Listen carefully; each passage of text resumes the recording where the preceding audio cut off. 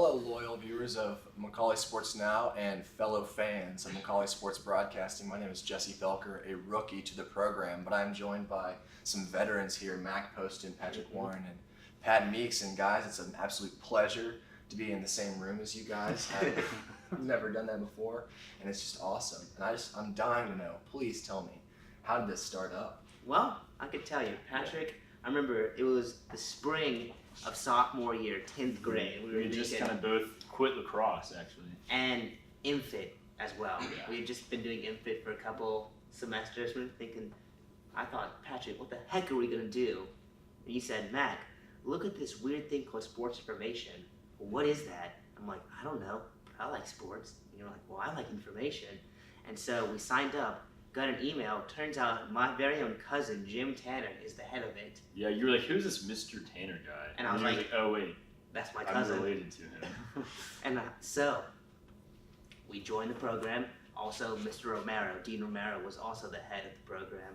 And for the first season, the spring season of sophomore year, it was really just like writing. It was doing like articles. It was doing interviews. It was doing numbers. Yeah, entering stats and stuff. Yeah, that kind of stuff. And then near the end of that, the end of sophomore year, they proposed the idea of commentating football games. Yeah, Mr. Tanner kind of pulled us aside and said, hey guys, I like what you're doing. I love what you're doing.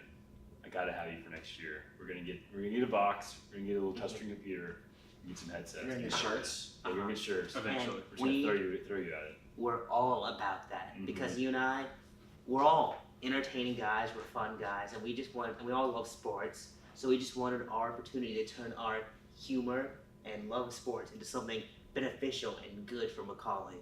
Yeah, Wow. so we kind of were asked to recruit some other guys, and so we got Patton Meeks. We also got Josh McBride, who is currently taking the AP Environmental Science exam right now. Yeah. Scholar. Yeah, so we got some divided interests here among us. We got the closest thing to him though, Jesse Felker. Thank you. So Patton, what was your kind of immediate reaction when we asked you to join us? Well, it had kind of always been something that in the back of my mind when I finally realized that I was not good enough to play professional any sport. Just being around sports in general, working in a front office for a team, or just being involved in like the media or anything with a professional sports team was always something that I wanted to do.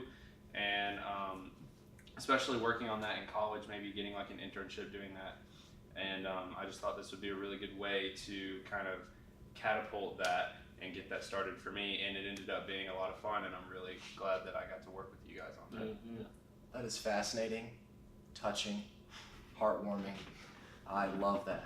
Love that about you guys. So you guys have developed personalities on camera, behind the scenes. Tell me kind of your favorite moments from the sports broadcasting time. I'll start. Okay. So my favorite moment was probably the first call we did. It was, I think we were playing Innsworth. It was you and me on the mics, or actually no, all four of us split time on that night, and we kind of experiment with it and stuff, and work the camera. It might have been Knox Webb. Knoxville, because I think it was the first home game of the season, so Yeah. it wouldn't be Innsworth. But I remember you and I went to Tremont before, and we typed out on the notes app like what our introduction was going to be and stuff. So that kind of shows how Nervous we were. to get on, to be on the mic and stuff for the first time. And that season, even the next game, we were like, this is it came a lot more naturally. And now, I don't even know what team we're playing half the time. Yeah. Before the broadcast. Can I tell you that my favorite memory is from the same game, or the game right after, where I was the cameraman for Josh and Patton, because I'm the biggest Josh and Patton fan of their duo and commentary. And there was this rowdy bunch of Knoxville parents, they were being rowdy parents. They were screaming, they were yelling, they were screaming things like, "Way to beat the refs, team, not the run, I said the refs." And I was like, okay, cool, you called out your own Crazy, joke. bro. And I was like, cool. So they were just screaming, these dads were screaming, moms were screaming, everyone was screaming, and because we're on the away side, so we're right there. And there was a penalty called, but the clock didn't stop, and they lost about 12 seconds. And it was the final quarter. There was less than a minute left in the game, and they were furious. And they said, "Give us the time back. Refs, give us more time." And then you said, "Well, Josh, sometimes they say less is more, but not in this situation." I actually remember that game really well. It's every now and then, since we do sit on the away side, you'll get the occasional heckling of parents for the refs It's and bad. stuff. But that one night, there was just something about those NBA parents. They were just, I think it was NBA. They were just not having it, and pretty sure they were winning the whole time. So I don't really know why they were really getting that worked up, but we got to poke some fun at them a little bit. So that was great. I remember this. It was actually this past year, I think. They were playing like Father Ryan. You and I were doing it, and we were talking about the game as it was happening. That's kind of our job. And this some dad just walks up and says, "Hey, can I get the stats for this game?" Like, and number 34. I'm like, dude, like I'm talking right now, dude. And that's where the birth of rule number 1. Rule number If you 1. ever hear me and Patrick just say casually, Patrick, rule number 1. Rule number 1 is never talk to someone that has a headset on, and it happens way more than you would think. Especially basketball. There's groupies. Yeah, especially basketball. Because we're not in a nice box. We basically have no barrier from us to the outside world. So really, anyone can disrupt us, and they tend to. Yeah, I mean, I think there's, the highlight of the basketball season is obviously the Dr. Pepperton Classic. It's usually our most streamed event, and just the energy in the crowd is really great. So that's kind of our best one. I think that's probably my favorite memory of us calling a game is that Hamilton Heights McCallie game that was amazing. Last year. A lot of fun. So many Dr. Pepperton jokes. Absolutely. Because, the way we've kind of gone about this is we love the sports. We love to be serious about sports. We also, everyone, all 4 of us and then Josh as well are kind of guys who like to make jokes. We like to be sarcastic. So, like pretending that we have sponsorships by Dr. Pepper, stuff like that. That kind of makes the games a little more interesting, makes the calls a little more interesting. Sounds very interesting. Just from an outside perspective, tell me about the dynamic of you two, and then Patton, tell me about the dynamic of you and Josh, and kind of compare and contrast. So I'll take this real quick. So one of our very first broadcasts, we got after the game, we got an email from, I think it was actually the very first broadcast. We got an email from Bill Jameson, who was our 8th grade English teacher, one of the best teachers I've ever had personally, and he described Mac as a fly who was bouncing from wall to wall, and as me as the guy who was trying to swat him down. So I think Mac loves to get all over the place. He loves to make these jokes, and he goes so far, and it's hilarious. And sometimes I just got to bring him back in. So that would be kind of a good way to describe our teamwork, I guess. It's kind of a disaster when I did it with Mac, and I didn't know about this fly attention span he had, so I was just facilitating the joking the entire time. We realized the game was, we were talking, and I was like, hey Mac, the game's over. We didn't even realize the game was over. So you definitely did facilitate it. Yeah, I kept it going. Patton, you want to tell me about you and Josh? So from the beginning, like Patrick was saying earlier, the first game we ever did, we split it up, so the 4 of us were all working on one game. We just split it up from half to half, and every now and then we would switch it up a little bit. Like I think I commentated like one football game with Mac and one with Patrick and everything, but for the most part it was always just Patrick and Mac and then Josh and I, and just with how close me and Josh are, we're like really, really good friends, and we bounced off each other really well, and we also were pretty loose, so we like to have a good time, and if the game is not as interesting as we'd hope, then we like to just kind of take a detour down into each other's minds and just kind of talk the audience through what we're thinking and what we're feeling and stuff, and we always just had a really easy time kind of going off one another, and we never really had any issues interrupting each other or anything like that, so we just had really good teamwork, and it just worked really well. See, that's why I couldn't commentate with Josh, because I did it like 3 times, because me and Josh are pretty good buddies, but we just made each other laugh, like to the point where it was unprofessional. We were just like laughing, and he facilitated my jokes way too much, so that was really bad. Yeah, because I think like, something we all are kind of interested in, even if we're like not officially interested in, is like just improvising. I think that's something that we've all really grown to enjoy through this, because you got some material in front of you in the game, you got something to kind of fall back on. You can always just say, and the score is 45-42, but it's the most fun when you're just talking about random stuff that somehow is coming up in conversation.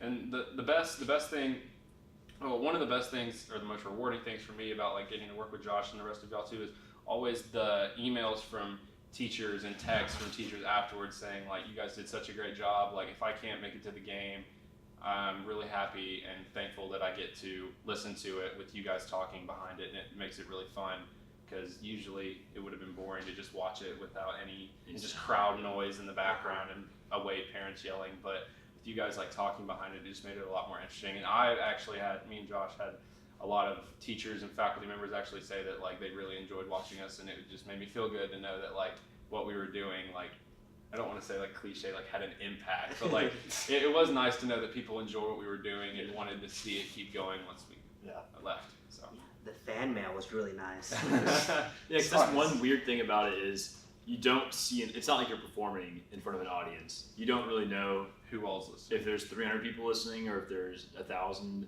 You know, you don't. Or 10.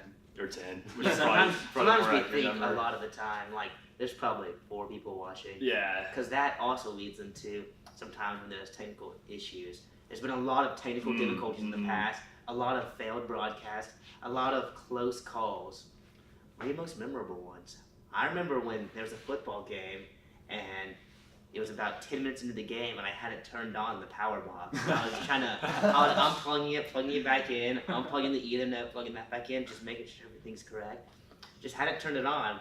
I was like, well, Patrick, I think we're live. The biggest one was the McCallie Baylor game this year. So it was the only McCallie Baylor game that we were ever going to be able to broadcast because it was at home this year. And Mac and I were up there. I forget who was working camera. I think it was a couple freshmen. And we were getting it set up. We got there, 45 minutes before because we like to make sure everything's good before the game, especially a game like that.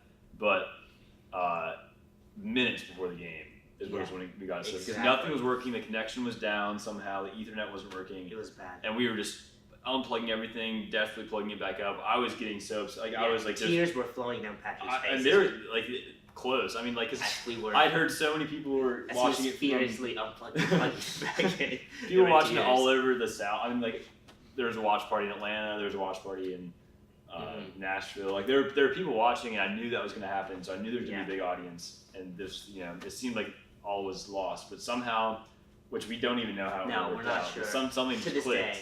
And I think the sound wasn't great that game, unfortunately, but ultimately it worked out. I think it was Eric from Local Live. He's always got our back. I remember, oh man. So there's definitely been, it's weird to always think that there's a live mic around, right? You never really, you can be sure. I think we should tell those stories because we can always cut them. Okay. B, okay. there's some great stories. So I'll tell mine and then we can get maybe Patton to tell the big one. But I remember Big one. We were trying to set out for a football game, and one of those guys from Local Live kept calling me, and like eventually I was just like, oh my god, this guy's the worst. Or I said something like that, and I'm like 95% sure the mic was on. So, Patton, are we thinking of the same one from Game 1? You gotta tell. Broadcast was it one? Game 1? It was the first game. Well, it was halftime there was a funny story that happened, not with me. I mean, all 3 of us were there because it was that first game where we all shared that we've mentioned a few times, and that had to do with Josh, but we don't have to get into that one. But Josh story. One of the ones that I remember that was so funny was it wasn't necessarily when I thought the mic was off and I said something that and didn't want it to be heard. I wanted it to be heard. I thought it was funny. So there was like a timeout call. It was the McCallie-Innsworth game last year, not this past year, but last year. It was our junior year, and it was like midway through the fourth quarter, and it was a pretty close game. It was pretty exciting. And then there was Innsworth called a timeout, and then like on back-to-back plays, somebody got hurt and had to be like assisted on the field. Yeah, on Innsworth's team, they had to be assisted like on the field. Like all of our trainers, all their trainers like came out and they had to like get them and like hobble off the field. And it was like a timeout and then back-to-back plays with like 5-minute stoppages. And I was kind of like me and Josh were kind of racking our brains trying to figure out what we were gonna like talk about. Like we would turn the mic off and we're like, what are we supposed to say? And we were just kind of trying to figure out who it was on the ground. But then I had the bright idea in my head to give everybody an update, because at first on our cheerleaders, because we could see them across the field because we're on the away side, so we can see. So we were talking, just kind of giving some background information on some of the cheerleaders, because most people that watch the football games on the stream know the football players, but they don't really know the cheerleaders. So they're just as they're arguably almost as important as the actual game going on. Them and the pep band, yeah, right there. Exactly. Every game. So we were just trying to figure out a way to like incorporate them into this little like 10-minute stoppage. Exactly. And then so we kind of talked about them for a minute, and then we moved on to the Innsworth cheerleaders, and I remember Patrick was actually working the camera, and like I started talking about the Innsworth cheerleaders, just trying to find something to talk about and just give an update on what they were doing. And they started, right when the play got over, they started doing like a bunch of different chants that I was racking my brain. They just made no sense to me, and I thought they were really funny. So I was just talking about it. Now the game's back on, and I'm still stuck talking about the Innsworth cheerleaders. And Patrick has moved the camera down, and the game's over there, and Patrick's got him on it. And like the camera didn't go down far enough, so you can only see like the top of like 3 of their heads. Yeah, but I had a bunch of people that were watching the stream like talk to me like, or text me that night, and then like at school on Monday, and they said that was like so funny and something that they thought was The best is when, like, you know, we talking and like I'll just get it. Like we check our phones during it, we check Twitter and stuff like that, just to kind of make sure we're keeping up with everything. You never know what could happen. And like I'll just get a text from mom and be like, "You guys need to focus on the game." Yeah, exactly. Like, yes, ma'am. So we've talked funny, we've talked some stories, got our laughs out. What do you guys want to see with this in the future? Do you guys want to continue with this? Do you guys want to turn it over into the hands that are not yours? Do you trust the humor of the underclassmen? No, I'm just kidding. I think the important thing, my advice to the guys who are sitting out here right now, actually, behind the camera, is just kind of make it your own program.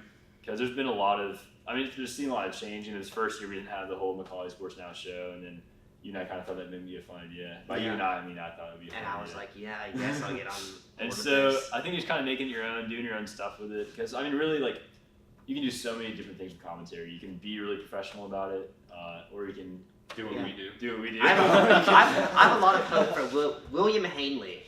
He's the bright new star. Prodigy. Yeah, the prodigy for sure. So you guys can follow in his footsteps, so we can have like an era of really professional, and then we can maybe 4 years on, and we can have another silly era. Get Riggs, Johnson in charge. Or maybe we can have like another back-to-back, like kind of goofier era.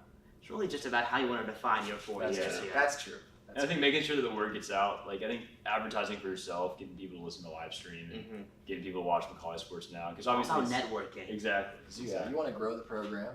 That's true. Right. Yeah, I guess I didn't mean to frame the question and that it had to be funny. That's a good point. It can be whatever you want it to be. Well, I just think that like how far the program has actually come, and like I know that sounds really cliche, but like genuinely like how little we knew what we were doing in the beginning. It was like, incredibly and like little. to the point where we are like now, and we could literally just hop on and do any game whenever we needed to do one, and we definitely could not do that 2 years ago. Right. Like, You guys got shirts. yeah, we do have shirts now. Still waiting for visors, but I ask Mr. Romero pretty much every time I see him, and he gets annoyed each and every time. You guys should get some shoes, maybe. Yeah. Maybe you can put an appeal in for some Crocs. Yeah. Some McCallie Sports Now Crocs. Eh. All right, guys, this has been a lot of fun. This has been a pleasure, as I anticipated it would be. It's been a lot of fun. So I just want you guys to kind of give one final hurrah. You know, Hurrah! Let the viewers know what you're thinking about the sports broadcast and how you're feeling. Not a literal hurrah. I'm going to take this a little cheesier. I'm just grateful for the people, for the fans. I'm just gracious because without you guys, we might still be doing this. Yeah. But I don't want to say that this is impossible. It'd be impossible without you. But definitely, you guys make this possible. Yeah, I would like to shout out Jim Tanner, who's made this all possible. He's worked with our ridiculousness, put up with us, and Tolerated. got hooked us up with these sweet shirts and stuff. Couldn't have done it without him. And I just wanted to say that I am also very appreciative of the fact that I kind of get to practice something that I would be interested in doing going forward, and just being given the platform to kind of get a start on that was really nice, and really glad I got to be a part of it. Gotcha. Well, that's really cool. Like I said, had a lot of fun. Guys, thanks for watching. Cheers.